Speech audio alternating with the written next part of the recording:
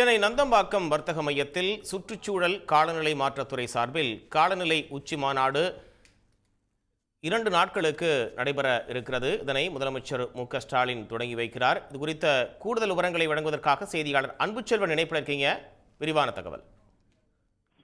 சுற்றுச்சூழல் காலநிலை மாற்றத்துறை சார்பாக 2 நாட்கள் தமிழ்நாடு காலநிலை உச்சி மாநாடு என்பது நடைபெறுகிறது.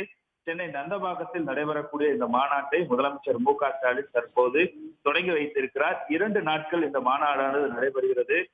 குறிப்பாக பல்வேறு தலைப்புகளில் இந்த மாநாட்டில் விவாதிக்கப்பட இருக்கின்றன. அதற்கான துவக்க விழா தான் தற்போது நந்தம்பாக்கத்தில் நடைபெற்றுக் கொண்டிருக்கிறது. அதனை முதலமைச்சர் மு.க.ஸ்டாலின் தொடங்கி வைத்து இன்னும் சற்று நேரத்திற்காக உரை நிகழ்த்த இருக்கிறார். அதே போல தமிழ்நாடு காலநிலை உச்சி மாநாட்டில் பங்கேற்கக்கூடியவர்களுக்கான செயல்பாடுகள் தொடர்பான விருதுகளையும் கூட முதலமைச்சர் மு.க.ஸ்டாலின் வழங்க இருக்கிறார். குறிப்பாக இந்த மாநாட்டை பொறுத்தவரை ஒவ்வொரு ஆண்டும் நடத்தப்பட்டுக் கொண்டிருக்கிறது.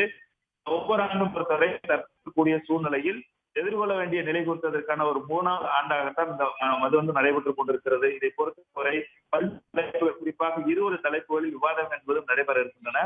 இந்த மாநாட்டை தொடங்கி வைத்ததற்கு பின்பாக குறிப்பாக மறுசுழற்சி செய்வதற்கான இணையதளம், தொழிற்சாலைகளுக்கான பசுமை குறியீடு, காலநிலைக்கு ஏற்ற வாழ்க்கை முறை, கார்பன் சமநிலை, ராஜபாளையம் திட்டத்திற்கான செயல் திட்ட அறிக்கை ஆகியவற்றையும் முதலமைச்சர் மு.க.ஸ்டாலின் தொடங்கி வைக்கிறார். மாநாட்டை பொறுத்தவரை 8 அமர்வுகள் என்பது நடைபெற இருக்கிறது. 2 நாள் நடைபெறக்கூடிய இந்த மாநாட்டில் 3000க்கும் மேற்பட்ட சிறப்பு விருந்தினர்கள் பங்கேற்றும் பல்வேறு தலைப்புகளில் இதில் உரை நிகழ்த்த இருக்கிறார்கள். இந்த உரையை பொறுத்தவரை தற்போது இருக்கக்கூடிய பருவநிலை மாற்றத்திற்கு ஏற்ற சூழலில் இந்த தலைப்புகள் என்பது வைக்கப்பட்டிருக்கிறது. இதற்காக இந்த பருவநிலை மாற்றம் தொடர்பான அறிந்து கொள்ளக்கூடிய வகையிலான 50 ஸ்டால்கள் அமைக்கப்பட்டிருக்கின்றன. 80 பேச்சாளர்கள் பேச இருக்கிறார்கள். 20 அமர்வுகள் என்பது நடைபெற இருக்கிறது. உலகம் முழுவதும் இருந்து கூடிய ஒரு முக்கியமான நிகழ்வாக 2 நாட்கள் நடைபெறக்கூடியதில் 3500 டெலிகேட்கள் இதில் பங்கேற்றிருக்கிறார்கள். அதிலும் குறிப்பாக துறையாக செயல்படக்கூடிய அறிஞர்கள், நிபுணர்கள் உள்ளிட்டவர்களும் இந்த தலைப்புகளில் தங்களுடைய கருத்துக்களை முன்வைக்க இருக்கிறார்கள். பல்வேறு விதமாக சுற்றுச்சூழல் மற்றும் காலநிலை பருவ மாற்றங்கள் தொடர்பாக படிக்கக்கூடிய மாணவர்களும் ஆர்வம் உள்ளவர்களும் பங்கேற்கிறார்கள்.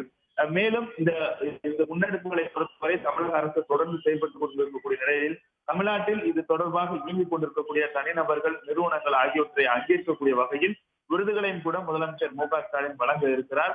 அதனை பொறுத்தவரை சுற்றுச்சூழலை பொறுத்தவரை கல்வி மற்றும் விழிப்புணர்வு ஏற்படுத்தியிருக்கக்கூடிய தனிநபர் மற்றும் நிறுவனங்கள், அதே போன்று சுற்றுச்சூழலிலே பாதுகாப்பை ஏற்படுத்தி மேலாண்மை செய்யக்கூடிய தனிநபர்கள் அவர்களுக்கும் இந்த விருதுகள் என்பது வழங்கப்பட இருக்கிறது.